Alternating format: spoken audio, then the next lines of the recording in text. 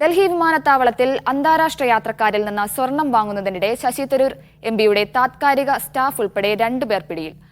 മുൻ personal assistant Sivakumar പ്രസാദിനെയാണ് 500 gram സ്വർണവുമായി കസ്റ്റംസ് പിടികൂടിയത്. സംഭവം ഞെട്ടിക്കുന്നതെന്ന് ശശി തരൂർ പ്രതികരിച്ചു. ദുബായിൽ നിന്നെത്തിയ യാത്രക്കാരിൽ നിന്ന് ഇന്നലെ രാത്രി സ്വർണം വാങ്ങുന്നതിനിടെയാണ് ശശി തരൂർ എംപിയുടെ താൽക്കാലിക സ്റ്റാഫ് ശിവകുമാർ പ്രസാദ് പിടിയിലായത്.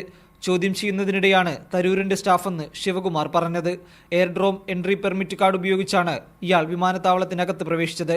വിമാനത്താവളത്തിൽ കയറിയ ഇയാൾ 35 ലക്ഷം രൂപ വില വരുന്ന സ്വർണമടങ്ങിയ പാക്കറ്റ് സ്വീകരിക്കുന്നതിനിടെയായിരുന്നു പിടികൂടിയത്. വൃക്കരോഗിയായ ശിവകുമാറിനെ വിമാനത്താവളത്തിലെ സഹായത്തിനായി താൽക്കാലികമായി സ്റ്റാഫിൽ തുടരാൻ അനുവദിച്ചിരുന്നുവെന്നും അന്വേഷണത്തോട് പൂർണ്ണമായും സഹകരിക്കുമെന്നും ശശി തരൂർ എംപി എക്സിൽ കുറിച്ചു. സ്വർണം കടത്തുന്നത് ആരാണെന്ന് ഇപ്പോൾ വ്യക്തമായെന്ന് CPM സംസ്ഥാന സെക്രട്ടറി MV ഗോവിന്ദൻ പറഞ്ഞു. ഒരു കാര്യം മനസ്സിലായില്ലേ, സ്വർണ്ണമെല്ലാം കടത്തിക്കൊണ്ടുവരുന്നതും ബന്ധപ്പെടുന്നതും ആരൊക്കെയാണെന്ന് ഇവിടെ വലിയ കോലാഹലമായിട്ട് ഒരു ഗ്രാം ആർക്കും പിടിക്കാൻ പറ്റിയില്ലല്ലോ. അപ്പോൾ പിടിച്ചു തുടങ്ങിയിട്ടുണ്ട്, പിടിക്കട്ടെ, എനിക്കതിലൊന്നും യാതൊരു എതിർപ്പുമില്ല. ഇന്ത്യ സഖ്യകക്ഷികൾ സ്വർണ്ണക്കടത്തിലും സഖ്യമായെന്ന് കേന്ദ്രമന്ത്രി രാജീവ് ചന്ദ്രശേഖർ എക്സിൽ കുറിച്ചു. മീഡിയ 1 ഡൽഹി.